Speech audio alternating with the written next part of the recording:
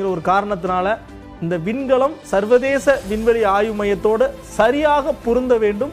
பொருந்திய பின்னர் உள்ளே இருக்கக்கூடிய 4 வீரர்களும் அந்த குழாய் வழியாக விண்வெளி ஆய்வு மையத்திற்கு செல்வார்கள். சுனிதாவை அழைத்து வருவதற்காக நாசா கடந்த 6 மாதமாக பெரும் திட்டம் தீட்டிட்டு வராங்க.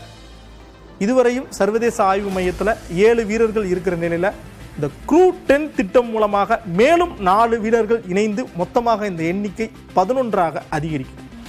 சர்வதேச விண்வெளி ஆய்வு மையத்தை பொறுத்தவரை 2000ஆவது ஆண்டிலிருந்து தற்போது வரை 250க்கும் மேற்பட்ட வீரர்கள் அறிவியல் ஆய்வு பணிக்காக வந்தும் பூமிக்கு சென்றும் இருக்கிறார்கள். இந்த சர்வதேச ஆய்வு மையத்தினுடைய நீளம் 109 மீட்டர். ஒரு ஃபுட்பால் கிரவுண்டோட நீளம். சுனிதா வில்லியம்ஸை பொறுத்தவரை உடல் எடை குறைவு, இரத்த ஓட்ட பாதிப்பு, தோல் பிரச்சனை